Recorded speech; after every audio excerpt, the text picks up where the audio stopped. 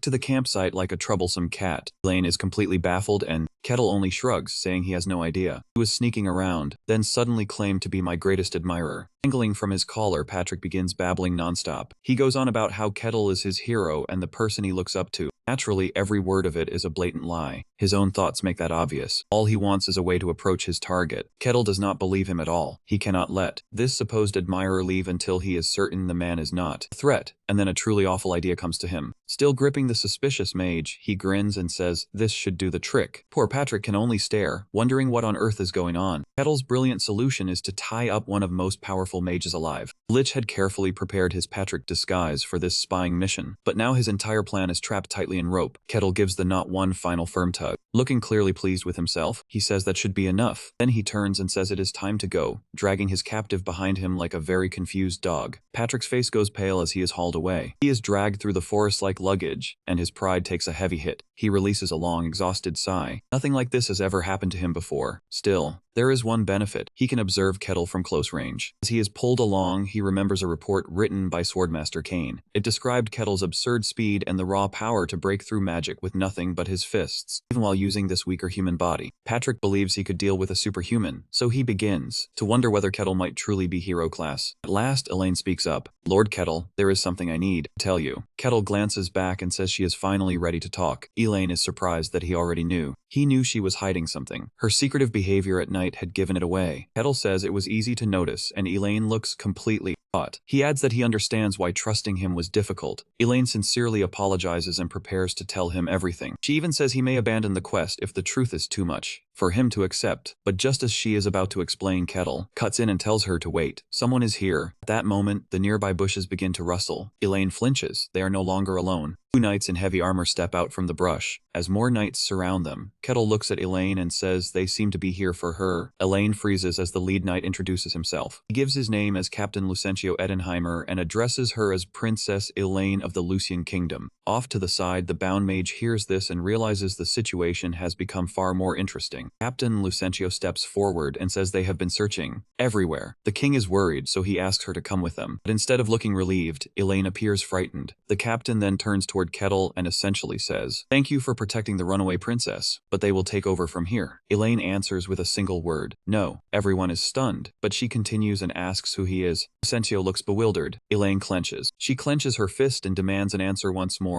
"Who are you really?" He begins to repeat his name, but she cuts him off sharply. "Do not mock me. I know the real captain, and you are not him." He accuses the impostor of taking control. He has taken over the castle and replaced her friends and family. Then she demands to know what he did to her real parents. Meanwhile, Patrick makes small gestures behind his back. He uses magic to examine the captain, only to find that he is completely human. Elaine keeps shouting, "You want to devour me too and steal our kingdom, don't you?" Tears run down her face, yet her voice stays steady. She declares that she will not allow it. She will avenge everyone who vanished. Knight Captain listens to everything she says. After a long silence, he releases a weary sigh. He turns to the others and says they heard her. The princess has lost her senses. Elaine bursts out in shock, repeating that she is delusional. But he calmly tells her to think about it clearly. Is she truly claiming that everyone else changed except her? Could that really be possible? For the first time, her confidence begins to waver. He says she needs treatment immediately. Then he reaches toward her and calls her "Your Highness." "Let us end this now and come with us." Trapped with nowhere left to turn, Elaine feels her hope begin to break. Her hope crumbles and she whispers for someone to help her. At that very moment, a voice cuts through the tension. "What are you doing?" Elaine looks up and sees Kettle standing between her and the knight. The captain glares and orders him to move aside, but Kettle does not. Kettle only smirks and says sorry, he cannot do that. Elaine can only stare at him in stunned silence. Lucentio's glare sharpens as he again demands that Kettle step aside. Kettle remains where he is and refuses. Lucentio's face darkens, and he warns that he will use force if Kettle will not move. He rushes forward without another word. His enormous sword comes straight down toward Kettle. Kettle stops him by grabbing his face. Then he casually hurls the commander away. The other knights stare in disbelief and call out to their commander. Then they turn on Kettle, demanding to know what he thinks he is doing. His answer is plain. The commander attacked first, and his job is to drive away threats to his employer. Nearby, Lucentio struggles to rise again. He clutches his stomach, still shaken from the throw. Realizing strength will not work, he changes his approach. He insists once more that the princess is delusional. Kettle cuts him off immediately, saying Lucentio still does not understand. His job is to trust the person who hired him. Elaine watches him, and for the first time in a long while, hope returns to her. Her eyes brighten slightly. Since words have failed, Lucentio growls that they are all insane. Kettle smiles back and says that is not for him to decide. Then he turns toward Elaine, who looks completely confused. He points out that the knights arrived without leaving any sign behind. When she does not understand, Kettle explains it in simpler terms. They appeared out of nowhere. That fact makes both Elaine and Patrick realize something is wrong. Patrick also understands that the situation is far from normal. Kettle faces the knights once again. "So how did you appear so suddenly?" None of them answer. Lucentio attempts to dismiss the question, but Lucentio cuts him off and orders him to stop stalling and hand over the princess. Kettle narrows his eyes. They refuse to explain. He says he will take her to the kingdom of Dayan Tverian himself. Tears fill Elaine's eyes. At last, someone is standing on her side. Until now, not even her own family had ever believed her. Lucentio has no more words to waste. His hand lowers to his sword, showing he is ready to fight. Kettle calmly tells the others to keep their distance. Elaine trusts him now, yet still pleads with him to be careful. These are the kingdom's strongest warriors, and Lucentio commands them to draw their blades. Kettle simply smiles, looking almost eager. From the side, Patrick checks their stats. The knights are second tier, and each of them can use mystic arts. Lucentio, however, is first tier, and the command comes, take down the barbarian, even if it means ending him. The knights charge together, surrounding Kettle with blades flashing from every direction. He does not move. Purple energy erupts from him, and the real battle begins. Kettle immediately goes on the offensive. He brings them down one after another with precise, forceful moves. Shockwave bursts out from his body, and sends several armored knights flying back. They crash hard onto the ground. Kettle casually remarks that group attacks are irritating. Lucentio snaps and shouts for his men to keep going. All 6 attack at once, rushing in from every side. It still changes nothing. Kettle moves like a storm, catches each knight the moment they descend and throws them aside. Finally, Lucentio charges forward himself. His sword glows green as he roars for Kettle to fall. Elaine cries out in fear, certain that the man protecting her is about to lose. But as the blade comes down, Kettle catches it between his teeth. Lucentio freezes on the spot, utterly stunned. Then Kettle's eyes flare purple, and with one crunch, he shatters the enchanted sword. The force of it sends Lucencio flying backward. Kettle remains where he stands and asks if they still want to continue. The remaining knights are already down on their knees. Defeated and trembling, Lucencio gives the order to retreat. Just like that, they disappear. Kettle turns back toward the others. He tells Elaine he will see this through. But first, he wants the entire truth, with nothing hidden anymore. She nods at once while the others recover, and Patrick is busy falling into a full mental spiral. Segura was supposed to be unbeatable, but Kettle caught it with his teeth. Patrick cannot process it, because that body is not merely tough. It can nullify all kinds of magic, making Kettle a complete mystery. Later, once they gather around the fire, Kettle finally asks them to explain everything. Aaron's expression hardens as he reveals the truth. Their kingdom has been replaced. By the time he and the princess realized what was happening, it had already spread through everything. Kettle understands immediately. That is why they escaped. Aaron says that if they had stayed, they would have been replaced next. He explains that this strange crisis began about a year ago, and that detail immediately draws Kettle's attention. 1 year ago, the exact timing the Inquisitor Aquaz mentioned. He remembers her warning that the Demon Realm seal was leaking, dungeons were appearing everywhere, and evil things had begun emerging all around 1 year ago. Timing matches too closely to ignore. Even that strange man from Kettle's last quest said something similar. Back then, he thought it was nonsense, but maybe it was not. Aaron continues, saying they never discovered where the distortion first began. They called powerful mages and mystics for help, but every single one of them was replaced as well. Interested, Kettle asks how Aaron can recognize the fakes. Aaron says he cannot fully explain it. He simply feels it. Something about the air around those people feels wrong. Even when they behave normally, that unsettling feeling never truly disappears. He did not believe the princess at first either, until impossible events began unfolding before him. Aaron then explains that everything began when he was in charge of the castle servants. He mentions a maid named Kathy, a timid girl frightened by almost everything, especially tales about ghosts. He used to tease her constantly with frightening stories. Then, one day, Kathy suddenly stopped reacting at all. No screams, no fear, nothing. At first, he assumed she had simply grown out of being scared. The real warning sign came later. Part of Kathy's job involved cleaning the huge statues in the castle, and she hated doing it. One day, a massive stone statue collapsed onto her. She should not have survived, yet somehow she did. What disturbed him most was her reaction. She showed no fear and only worried about being punished for damaging it. That was when Aaron realized the person in front of him was no longer the real Kathy. Kettle sums it up. Someone afraid of everything suddenly had no fear of death. Very interesting. Aaron says her appearance had not changed. The real Kathy was already gone. After that, he began quietly testing the other people in the castle, and he discovered that most of them were imposters as well. When Kettle asks if that is why they escaped, Aaron says yes. They knew they would be next. So Kettle asks the next obvious question. Why head to Diantvirion? Elaine explains that only its king can perform something known as a human declaration. She tells him an old legend from the era when humans lived alongside many other races. A man wanted a kingdom solely for humans, so he made a pact with an unnamed god. That god granted him one ability, the power to distinguish humans from those who were not. Using that power, he founded a kingdom. That kingdom eventually became Diantvirion. Elaine says only the founder's bloodline can use the human declaration. Kettle smiles, amused that such a power exists. This world really never gets dull. He tells her that her plan makes sense. Elaine lifts her eyes,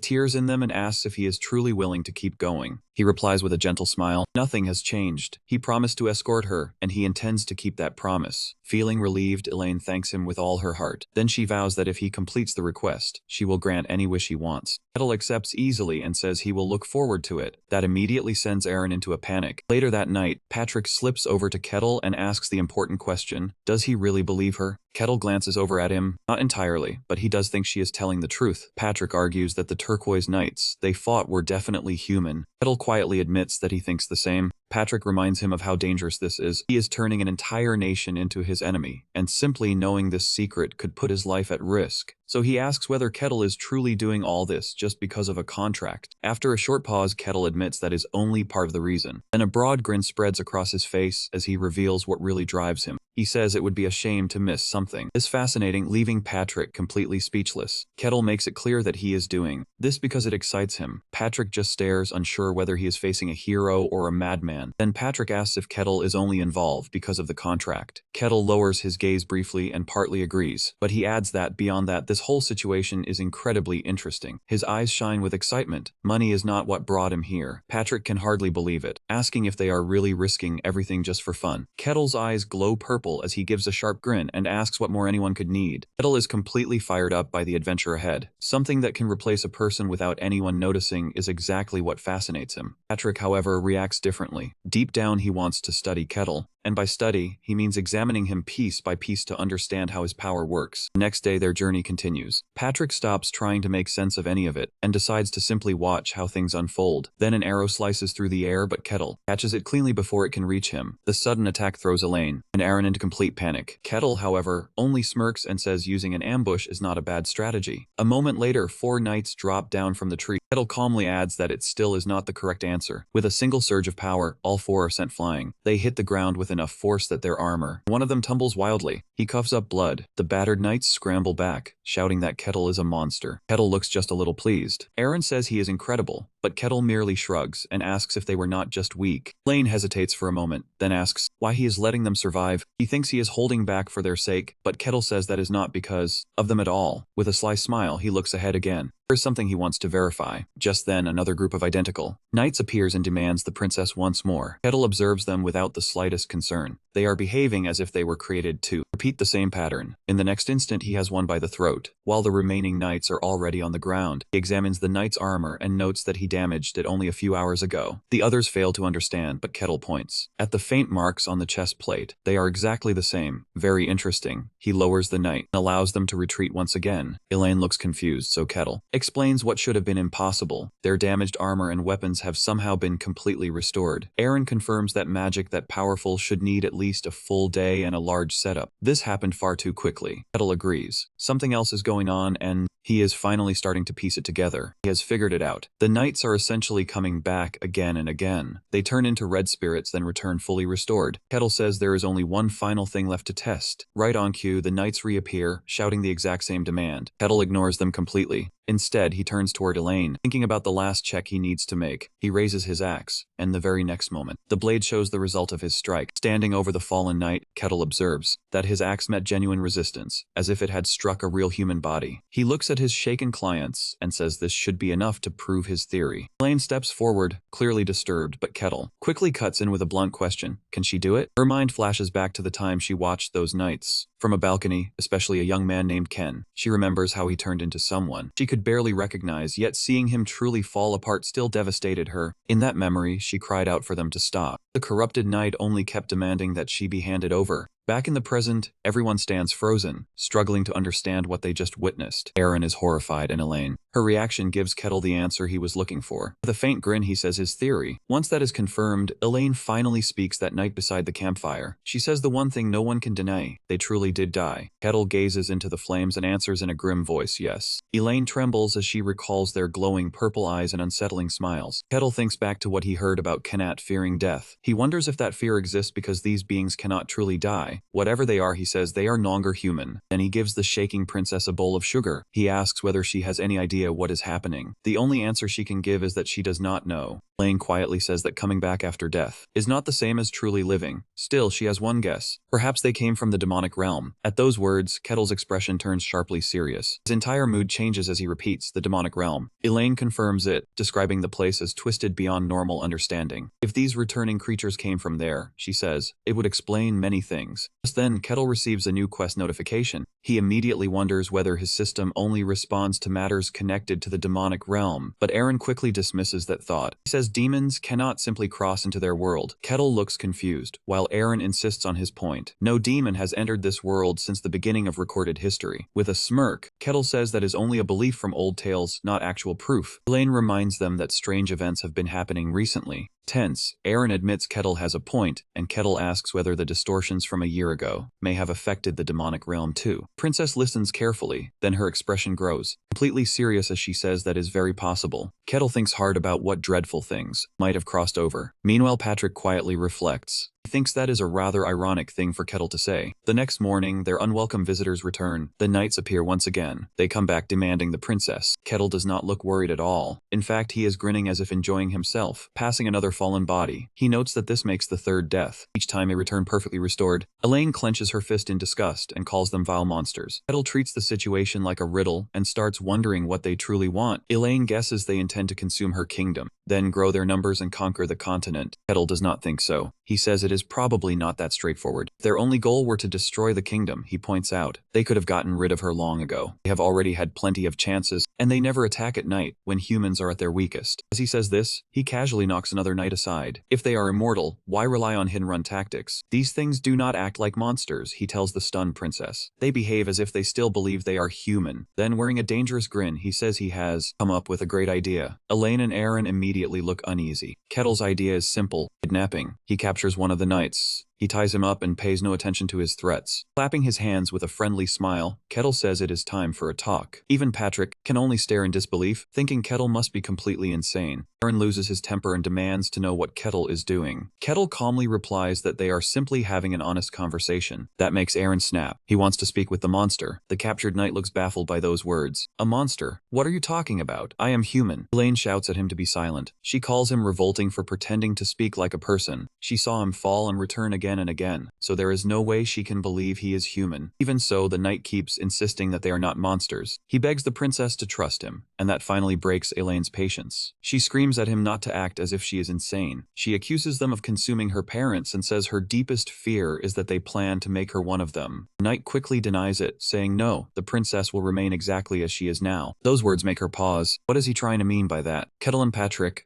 both react at the same time. The knight admits he does not know the entire plan, but he is sure of one thing: both of them must return to the kingdom. Elaine turns away, saying there is no reason to listen to a monster's nonsense. Before she can walk off, Kettle stops her. Understanding slowly appears on his face. So that is how it is, he says. Then he asks one chilling question. Does she believe she is human? Question hangs in the air, leaving Elaine confused. She scoffs and asks if the answer is not obvious. Carl's eyes glow as he quietly says that he understands. But Elaine misunderstands, thinking he is calling her a monster. Before she can finish, a wet, unsettling sound cuts through the air. Her eyes widen in horror as a grotesque scaled limb forces its way from her chest. No one can understand what is happening. Kettle watches with grim certainty, while Elaine stares down and cries out at the thing that emerged from her own body. Was that horrifying scene actually real? Princess Elaine jerks awake, gasping for air. Aaron rushes over to check on her, but she is still dazed and cannot tell where she is. Then everything comes flooding back. She remembers what Kettle said and looks down, expecting to see a wound in her body. Then Kettle's voice breaks through. So you are awake? He stands there with his arms crossed. In panic, Elaine asks, what happened after that thing came out of her? Kettle calmly explains that she had suffered a wound, one that should have ended any ordinary person. Yet now she is completely fine. While she struggles to understand it, Kettle adds the worst part. She had fully recovered. Just like those nights, he even checked Aaron, and he is the same. That is when the truth finally lands. Elaine realizes it is already too late. She is one of them. A little while later, Kettle steps outside and finds Patrick sitting by the fire. Patrick immediately asks how the princess is handling the truth. Kettle says she has fallen apart, but Patrick replies she is coping better than expected. Then he gets straight to the point. Since when did Kettle know? Kettle says he had his suspicions, but when did he know for certain? From the very beginning. At the start, he says he sensed a familiar presence from Elaine and Aaron right away. Something Patrick's magic had failed to detect. That was not his only clue. He also noticed that Elaine refused to eat his cooking and had survived almost entirely on jerky for several days. Kettle points out that a sheltered princess, that kind of composure could not be maintained by willpower alone. He is genuinely impressed by her resolve. Just then, Aaron calls out to Kettle. Elaine emerges from the tent, her expression calm and determined. She announces that they are heading to Diantvirion. Kettle smiles, pleased that she has come out. At last, she has made her decision. They can leave, he says, speaking toward the empty woods. He tells whoever is hiding that it is time to come out. He did not sense magic, but trusted his instincts instead. Kettle grins, satisfied that his guess was right. A figure suddenly appears as if from nowhere. It is an old wizard, leaving Elaine and Patrick staring in shock. Kettle is more surprised by the invisibility spell itself. The wizard introduces himself as Adamant Raja. He is the chief mage of the kingdom of Lutine. He says he has come to bring them back home. Kettle tightens his hold on his axe, but the mage tells him that will not be necessary. Turning toward Elaine, he tells her that it is time to return to the palace. He warns that this journey could create a diplomatic incident. A tear slides down Elaine's cheek as she asks why any of that matters. She says she is nothing but a monster pretending to be human. The wizard repeats the word monster. Then he says yes, they have changed. That does not mean they have lost who they are. Looking directly at her, he says only one thing is different. Adamant calmly explains that Elaine is simply becoming more complete. He assures her that she remains the princess of her kingdom. It sounds gentle at first, but his gaze soon turns cold. He says her true destiny is to become their perfect queen. A perfect queen sounds dangerously close to a puppet ruler. Kettle brings up the ship of Decius, the famous vessel from Athens. As its wood decayed, each plank was replaced with a stronger one. one, until every original part had eventually disappeared. So Kettle asks the important question, after all those changes, is it still the same ship? Then he says the kingdom of Lutein is basically one enormous ship, a ship of Theseus, and Elaine immediately understands his meaning. At that moment, the old mage steps forward. His presence alone feels heavy and overwhelming. Looking straight at Elaine, he calmly orders her to return, saying her place is the kingdom of Lutein. Elaine can barely respond. His demand shakes her, and she no longer knows what to do. Kettle leans closer with a sharp grin. Want me to handle it? I can make him disappear. For you. The mage shifts his glare to Kettle and calls him a barbarian. You already know we are the same, so why stand in my way? Kettle does not flinch at all. So what? He does not care in the slightest what the mage truly is. Standing between them, he makes one thing perfectly clear. He is here to protect his employer. Meanwhile, Elaine is still falling apart, trapped by the thought that she may not even be human. She feels like a fake, as if she is no longer Elaine but something else entirely. Kettle cuts that thought off with a firm no. Elaine breaks down in tears as he says exactly what she needed to hear. To him, she is Elaine. He never knew the old Elaine. The one who hired him and traveled beside him is the only Elaine he knows. That is the Elaine he wants to protect. Then he leaves the decision in her hands. What do you want to do, Elaine? She hesitates, clutching at her chest. Fear and uncertainty are written plainly across her face, and something within her finally settles. Her eyes grow firm with determination as she says she does not want to return. Kettle smiles, clearly satisfied. His employer has made her choice, and that settles everything. The mage's expression turns grim. He releases a quiet sigh and says this is how it ends then. Kettle agrees, then gives his instruction. Patrick, I am counting on you. Glitch guides Elaine and Aaron away from the battlefield. Once they are at a safe distance, the mage sneers, You seem to be enjoying yourself, barbarian. Kettle answers with a broad grin. He absolutely is. He can already sense that the old man is a powerful mage. Now he wants to see what kind of magic the man can use.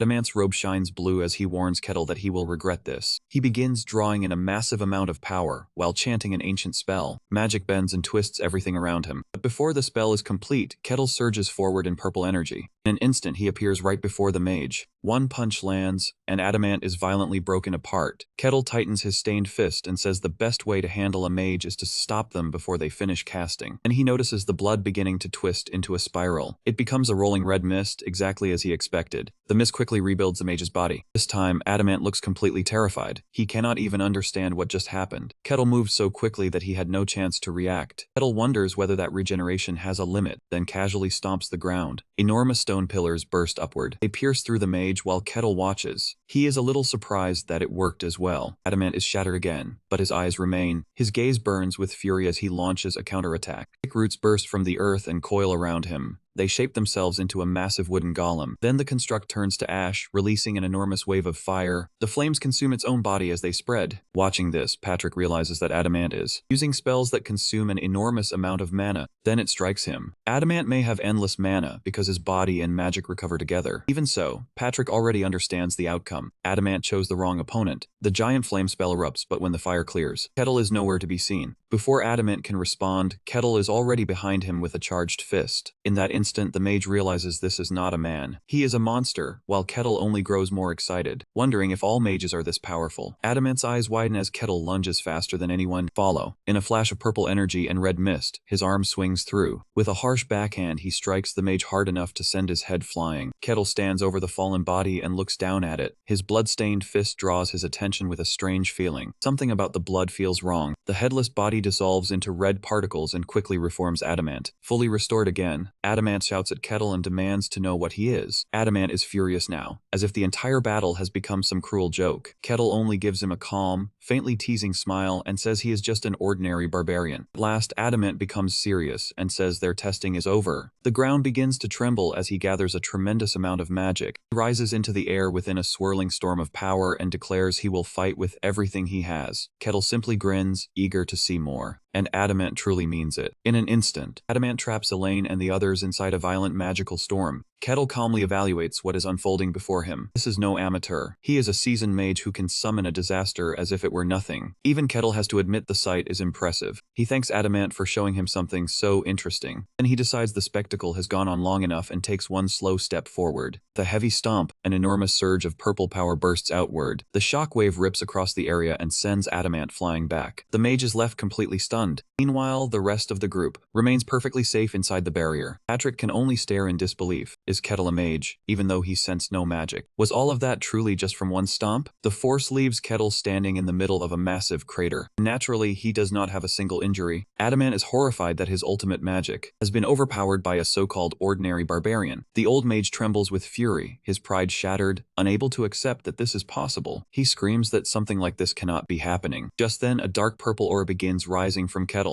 That finally makes Adamant's courage collapse. Kettle drives his fist into the ground and releases another shockwave, this time glowing red. The mage's body turns into red mist before forming again. He admits Kettle is powerful but still insists that he cannot be defeated. Kettle agrees that ordinary attacks will not be enough to end this. He opens his hand and a jagged dark shard appears within his glove. Then he asks how this will work. The mage can only stare at him in confusion. Kettle closes his fist, and the air around him violently bursts apart. A massive shockwave erupts, sweeping away the ground around him. When the dust clears, Kettle stands there with faint smoke rising from him. He looks only mildly surprised. He opens his palm and the shard is gone, crushed into glittering dust. Adamant's eyes widen in terror. He understands exactly what Kettle has just destroyed. Kettle lifts the dust with a grim smile and asks if that is his true nature. That pushes Adamant past his limit. In a rage, he screams, "You bastard." Kettle narrows his eyes and asks if he still wants to continue. Then he makes it clear that if the battle goes on, Adamant's life will also be at risk. The mage stays silent within the red mist as the eerie energy fades. Before disappearing, he leaves one final warning. Kettle will pay for this. With that, the fight finally comes to an end. Kettle is left standing alone in the middle of a ruined wasteland. After the battle, the party regroups and returns to the road. At last, they arrive at their destination. The enormous walls of Darren Tevaharian rise before them. Patrick stops there, saying this is where they part ways, because he is a foreigner. Kettle apologizes, but Patrick waves it off and says traveling with him was enjoyable. Kettle says he feels the same and hopes they will meet again. Patrick says they probably will, much sooner than Kettle expects. Kettle watches him walk away, unsure what he means by that. Then they approach the gate, and a guard immediately shouts at the barbarian to stop and step back. Kettle remains calm. He has clearly dealt with this kind of treatment before. Before the situation worsens, Elaine steps forward. She moves ahead and orders them to open the gates. She proudly declares her identity as the first princess of the Kingdom of Ludin and demands an audience with King Barbassa of Tevaharian, leaving the guards utterly stunned. And it works. Not long afterward, Kettle is relaxing inside a luxurious guest room. He is more than pleased with the sudden improvement. Especially thanks to Elaine, this bed is not bad at all. With the escort mission finished, he assumes the quest is finally over. At that moment, a blue system window appears. The 758th quest is complete. Another message appears right after it, saying the rewards will now be distributed. Kettle feels confused, since he usually does not receive rewards directly like this. A sharp knock at the door interrupts his thoughts. It is Elaine, a noblewoman he escorted across the wasteland. She asks for a moment of his time, and Kettle lets her in. A little later, Kettle asks how things are going. Elaine says her audience with the king has been arranged for tomorrow, and she believes that meeting will resolve everything. Kettle is not so sure. To him, this may be where the real trouble begins. Elaine seems to share that feeling. After a brief silence, she softly says his name. Then she asks him directly if he knows what truly took over her kingdom. Kettle closes his eyes and admits that he has a few guesses. He turns the question back on her. He asks what she believes her kingdom has actually become. Instead of answering immediately, Kettle holds out a shining shard that gleams with rainbow light. He tells the confused Elaine that this is the true form of whatever replaced them. He only stares at it, completely lost. Kettle explains that he had to compress it by force, just so ordinary eyes would be able to see it. He is not even sure people in this world can understand the concept. Still, he asks whether she can follow him. To his surprise, she can. Elaine says it resembles mana or aura, things invisible until gathered densely enough. That makes it click for Kettle. He had forgotten this world already has unseen powers, and the true meaning of his words finally reaches her. Kettle says to imagine a person as a huge collection of tiny pieces. From her brain to her blood, her entire body was replaced by them. The thought strikes her hard, and she recoils, wrapping her arms around herself in disgust. Kettle asks if she is all right, while admitting that it is a terrible thing to hear. Still shaken, she asks whether those particles are dangerous. Kettle gives a small, reassuring smile. They appear inactive, and enough force can break them apart. To make things simple, he decides to call them nano. He explains that each nano is its own being, while together they merely imitate a human form. Normal wounds cannot end them, like trying to destroy a lake by cutting water. When Elaine whispers immortal, he confirms it. That also explains why they do not understand death. But Elaine notices a flaw in the idea. He points out that she fears death, so by his logic, she should not be like them. Kettle admits that she is right. Then he offers another possibility. She may be undergoing some kind of mutation, and the thought leaves her stunned. Later, Kettle lies back, resting on an absurdly luxurious bed inside the Diantavarian palace. He wonders whether Elaine has already met the king. The thought of meeting a real fantasy king, one said to possess power granted by a god, makes him smile. He wants to see what the man is truly like. Then the door suddenly opens. A stern knight calls out to him, "The king wishes to see you, Barbarian." The knight Maximus leads Kettle through the palace halls and gives him a warning. Show proper respect if he values his life. Kettle only smiles and says he will keep that in mind. The throne room, Maximus announces him. Kettle steps inside and pauses in surprise. Elaine is there together with the king, and there is someone else he recognizes. King Barbossa Diantvirian speaks first, asking if this is the barbarian who escorted Princess Elaine. Kettle answers with a respectful bow. He politely introduces himself as Kettle the Barbarian. His unexpectedly proper manners immediately catch everyone off guard, even making the king cough before he can continue. The king says Princess Elaine told him Kettle is different from other barbarians. Kettle simply grins and says people seem to tell him that often. Then his eyes drift toward the man standing beside the throne. Is that Patrick? Elaine quickly grows flustered and explains that the man is the Tower Master. Patrick immediately breaks into a nervous sweat. Trying to stay composed, he says Kettle must be mistaking him for someone else, though inside he is panicking. Kettle smiles and decides to play along, says he must have been mistaken and offers an apology. Patrick forces out a smile of relief. He cannot believe Kettle saw through a disguise that altered his looks, mana, and even personality. After just one brief meeting, that should have been impossible. Still, Kettle's quiet gaze keeps making him uneasy. Perhaps that flawless disguise is not quite as flawless as he thought. Kettle chooses not to expose him and lets the matter slide for now. Changing the subject, Elaine nervously asks about the human declaration. From his throne, the king gives his answer. They are human. He says his ancestors' rule was simple. If someone believes they are human, then they are. That means Elaine, Aaron, and even the captured knight all qualify as human. Hearing that, Elaine's expression sinks. The king adds that what they truly desired was simply to remain human. Kettle grins, seeing this as a fortunate turn for their side. Then he asks the real question. Why was he summoned here? The king says he already knows about the nano, and the danger is far closer than they realized. His own close friend, along with that person's child, has already been consumed by this plague. Patrick adds that the tower is holding them off for now, but soon the entire continent may be replaced. Looking Kettle in the eye, the king says he has heard Kettle knows how to destroy them. Kettle lets the words hang for a moment. Then a slow, dangerous smile spreads across his face. So that is the mission, extermination. At that instant, the blue system window appears with a new quest. Respond to the beings of the demon realm. So much for rest. The captured knight, Parman, is dragged and bound and screaming before the throne. King Maximus and Patrick both watch closely to see what Kettle can do. Patrick, a literal lich, admits even his magic could not solve it. Scans and truth spells both failed. So he leaves it to Kettle, the one who has actually fought these creatures. He has even prepared a barrier, basically telling Kettle there is no need to hold back. Parman keeps screaming that he has already said he is human, while Kettle remains completely calm. Looking down at the knight, he considers the best way to handle this, and he decides. Kettle opens his eyes and releases his full killing intent, a terrifying pressure filled with the promise of death. Parman's face twists with pure fear. He has never felt anything like it. For the first time, something that does not understand death is forced to feel true terror before it. Kettle's malice is so heavy that it shocks everyone in the room. Even Patrick the Lich begins to sweat, and he is only feeling a tiny fraction of what is aimed at the knight. Under that pressure, Parman's body and mind begin to fall apart. At last, something seeps out, dark, glittering energy leaking from his body. Kettle smiles, realizing it worked. The thing inside is forced out, and everyone watches in shock as a shadowy humanoid with glowing white eyes fully appears. Elaine stares in disbelief. So that is the nano's true form? Kettle smiles and greets it, saying he would like to talk. Talk, if that is all right. The entire court falls silent as the creature actually considers it. After a moment, its eyes narrow with interest. Fine. Immediately asks why they reject it. Elaine snaps back that of course they do, after it consumed everyone they knew. But the being sounds genuinely confused, saying it only made them perfect. Kettle quickly understands that it wants Elaine back because it cannot grasp her rejection. The entity dismisses him, saying it has no reason to answer. Kettle keeps his tone calm and smooth. He says it depends, because if the answer is convincing, Elaine might decide to join them. He adds that a clear explanation could change her mind, and the creature takes the bait. It begins explaining that there are only a few of them. Because of that, they need many hosts to grow their numbers. But Elaine and Aaron keep resisting, ruining their plans. Kettle pushes further, asking what they intend to do once their numbers increase. The nano reveals its purpose, to bring perfection to this imperfect world. Kettle sums it up with a smile. They want to replace every person and everything. The being sees no issue with that, and says Elaine and Aaron should join them as well. Kettle looks toward Elaine and asks what she thinks. After a tense silence, her eyes grow steady. She refuses outright. She has no desire to join monsters like them. The Nano's body twists in fury, shouting that Kettle deceived it. He only grins and says he never lied. Enraged, the creature rushes forward, screaming that it will consume everyone there. But it crashes directly into an unseen barrier. It stops instantly. The Tower Master folds his arms with a grin, asking if it truly thought they would let it run free. Sealed inside the barrier, the Nano can only rage and hurl curses at them. Patrick snaps his fingers.